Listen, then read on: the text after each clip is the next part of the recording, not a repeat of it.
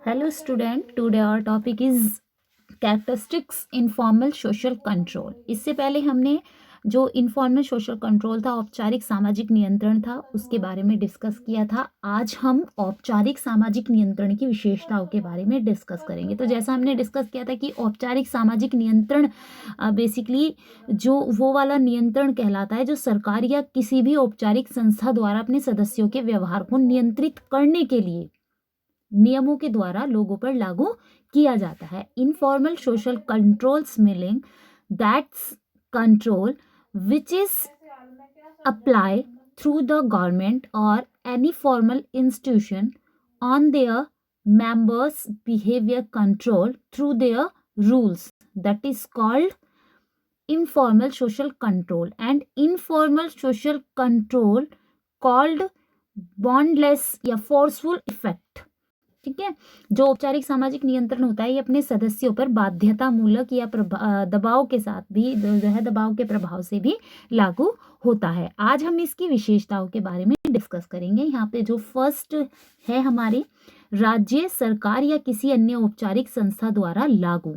राज्य सरकार या किसी अन्य औपचारिक संस्था द्वारा लागू इनफॉर्मल सोशल कंट्रोल जो होता है ये किसी भी स्टेट, किसी गवर्नमेंट या किसी भी इनफॉर्मल इंस्टीट्यूशन द्वारा जो रूल्स अप्लाई किए गए हैं लोगों पे वो कहलाएगा informal social control. Informal social control हमारी गवर्नमेंट या एनी इनफॉर्मल इंस्टीट्यूशन के द्वारा लोगों पे इम्प्लीमेंट किया जाता है और इसका जो मोटिव होता है वो अपने मेंबर्स जो होते हैं उनके बिहेवियर को कंट्रोल करने के लिए, यानी कि जो लोग उनसे कनेक्ट होते हैं, रिलेटेड होते हैं, उनके लिए कुछ रूल रेगुलेशंस बनाए जाते हैं जिसके अकॉर्डिंग जो मेंबर्स हैं उस ग्रुप के उनका बिहेवियर उसी के अकॉर्डिंग होना चाहिए।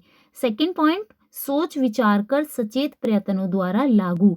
यहाँ पे इनफॉर्मल सोशल कंट्रोल के बारे में कहा गया है कि इसे जो है जैसे ऊपर हमने पढ़ा कि किसी भी राज्य सरकार या औपचारिक संस्था द्वारा ये लागू होता है, तो लागू करने से पहले ऐसा नहीं है कि बनाया और सोचा और कर दिया लागू, नहीं, इसके बारे में तर्क वितर्क किए जाते हैं, लॉजिक लगाए जाते हैं, थिंकिंग प्रोसेस होता है और एक पॉजिटिव एफर्ट्स के द्वारा इसे लोगों पर इम्प्लीमेंट किया जाता है। बेसिकली इनफॉर्मल सोशल कंट्रोल की एक मेन कैरेक्टरिस्टिक है कि इसे प्लानिंग बना करके रेडी किया जाता है, काफ़ी डिस्कस होता है, प्लानिंग होती है, थिंकिंग होता है, उसके बाद इसे बनाया जाता है और उसके ये देखा जाता है कि इसे लागू करने के बाद लोगों पर क्या इफेक्ट पड़ेंगे। काफ़ी विचार के बाद कानून या नियम बनाए जाते हैं और इन्हें लोगों पर अप्लाई करने के लिए जो जस्टिस मैनेजमेंट है इसके लिए police, administration officers, court, jail सभी से रिलेटेड इसमें रूल्स को बनाया जाता है। थर्ड यहाँ पे है बाध्यतामूलक प्रभाव। बाध्यतामूलक यानी कि फोर्सफुली इफेक्ट। औपचारिक नियंत्रण के अंतर्गत सभी के लिए कानून या नियमों का पालन करना आवश्यक होता है। तो जैसा हमने ऊपर पढ़ा यहाँ पे कि जो इनफॉर्मल सोशल कंट्रोल होते हैं ये राज्य सरकार या किसी भी अन्य औपचारिक संस्था द्वारा, हमारे स्टेट गवर्नमेंट या अनदर इनफॉर्मल इंस्टीट्यूशन द्वारा इन लोगों पे इम्प्लीमेंट किया जाता है। काफ़ी डिस्कशन के बाद इनको बनाया जाता है। तो जो इनका इफेक्ट होता है इनफॉर्मल सोशल कंट्रोल का वो फोर्सफुली इफेक्ट होता है, यानी कि ये जो रूल्स बनाए जाते हैं और लोगों को इन्हें फॉलो करना क्या होता है, कंपल्सरी होता है। हमने कोई ज्वाइन किया है क्लब, ठीक है, या हमने कोई कॉलेज ज्वाइन किया है, कोई अनदर ऑर्गेनाइजेशन ज्वाइन किया है, हम उसके मेंबर बन गए हैं, तो ये हमारे ऊपर फोर्सफुली होगा कि जो भी उसके रूल्स हैं वो हमें फॉलो करने होंगे, अदरवाइज हम फ्री हैं, हम उसके मेंबर ना बने। तो ये एक तरह से आपका बाध्यतामूलक प्रभाव कहलाएगा। नेक्स्ट पॉइंट है नियम विरुद्ध आचरण करने पर दंड की व्यवस्था। Punishment arrangement against to anti opposite behaviour. जो भी रूल्स बनाए जाते हैं यहाँ पे स्टेट या इनफॉर्मल इंस्टीट्यूशन के द्वारा अपने मेंबर्स के लिए, अगर जैसा ऊपर हमने पढ़ाई क्या होते हैं सभी के लिए कंपल्सरी होते हैं, जो भी उसके मेंबर्स बनेंगे कि आप उनका पालन अवश्य करें।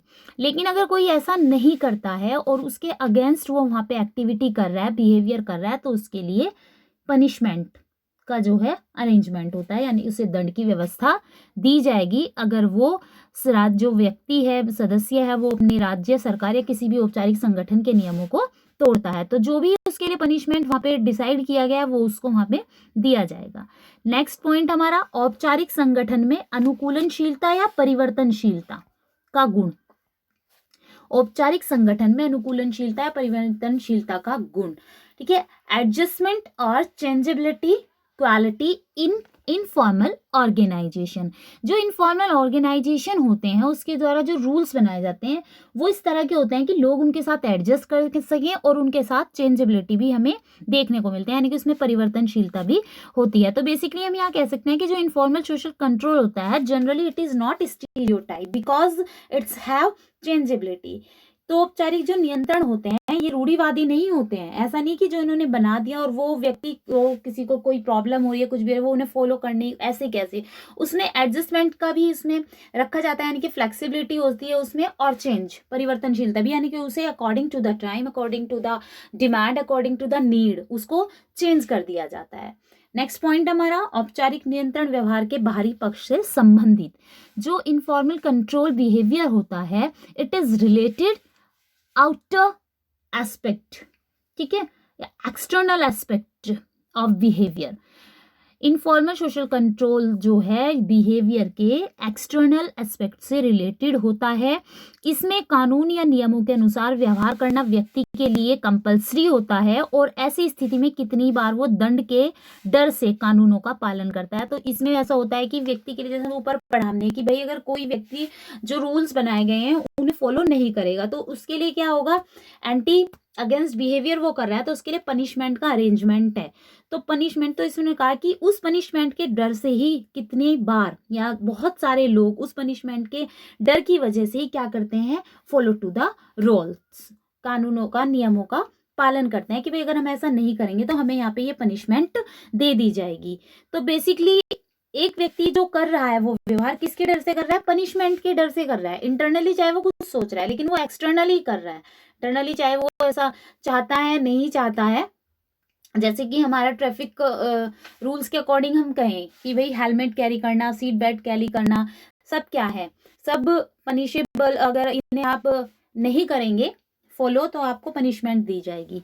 तो जहाँ देखेंगे, जिन जिन जगह पे आप देखेंगे कि हाँ भाई आपका चालान कट जाएगा या जो भी जुर्माना आपको देना पड़ेगा, वहाँ पे लोग आपको हेलमेट और सीट बेल्ट कैरी करते हुए दिखाएंगे, अदरवाइज लोग इनके लिए कोई अवेयर नहीं होते हैं। तो ये क्या, मन में तो वो व्यक्ति जो पहनते हैं वो फिर जहाँ पे वहाँ पे चालान कट रहा है नहीं कट रहा, उन्हें पता है कि it is for your safety, ये हमारी सुरक्षा के लिए, तो वो इसे क्या करेंगे, वो इसे अपने आप फॉलो करेंगे विदाउट एनी फियर, बिना किसी डर के। बट जहाँ भी हमें दिखाई देगा कि जो लोग होते हैं कि अब हमें पहनना नहीं, पता नहीं क्या है ये, लेकिन उन्हें डर है कि मैं नहीं पहनूंगा यहाँ पे सीट बेल्ट तो यहाँ पे मेरा चालान कट जाएगा, तो वहाँ पे वो आपको डर की वजह से, यहाँ से कौन सा एक्सटर्नल बिहेवियर इफेक्ट हुआ ना, इंटरनली तो वो चाहता ही नहीं, वो पहनता ही नहीं है। जहाँ उसे पता चला कि यहाँ कोई नहीं देख रहा है वहाँ पे वो सीट बेल्ट कैरी नहीं करेगा, हेलमेट कैरी नहीं करेगा, वो डर से कर रहा है। तो एक्सटर्नल बिहेवियर को इफेक्ट करता है जो इनफॉर्मल सोशल कंट्रोल होता है। प्रमुखतः जटिल समाज से संबंधित। Informal control mainly related to complex society. Informal social control जो होता है बेसिकली ये आपको कॉम्प्लेक्स सोसाइटीज़ में देखने को मिलता है। जो आपकी सिंपल सोसाइटीज़ होती हैं, साधारण समाज होते हैं, वहाँ आपको देखने को नहीं मिलता है। तो आज भी जब हम देखते हैं हमारे जो आप कहेंगे कॉम्प्लेक्स सोसाइटी, हमारे रिचुअल्स, स्टीरियोटाइप, रिलीजन, मॉरलिटी, ठीक है, यहाँ इनके द्वारा सामाजिक नियंत्रण बनाना क्या है, हमारे लिए बहुत ज़्यादा कठिन है, ठीक है, लोग इन्हें फॉलो नहीं करते। लेकिन इन समाजों में नियम जो होते हैं, पुलिस अधिकारी, न्यायालय, जेल व्यवस्था, इनके माध्यम से बनाए जाते हैं। ये सब आपके जो पुलिस हैं, पुलिस अधिकारी हैं, आपका कोर्ट है, आपका जेल सिस्टम है, रूल्स हैं, सब क्या है, इनफॉर्मल ऑर्गेनाइजेशन है। और इनसे रिलेटेड हम कानून को फॉलो कर रहे हैं, व्यक्ति फॉलो कर रहे हैं, तो वो किससे कर रहे हैं, फियर से कर रहे हैं, ठीक है। और वो क्या कंपल्सरी है फॉलो करना, दबाव भी यहाँ पे है, तो सब आपके इनफॉर्मल सोशल कंट्रोल में ये आ जाएंगे। ये हमारी कैरेक्टरिस्टिक थी इनफॉर्मल सोशल कंट्रोल से रिलेटेड, ठीक है। इसके बाद हम means of formal social control and techniques of formal social control, इनके बारे में डिस्कस करेंगे। Okay students, thank you, have a nice day.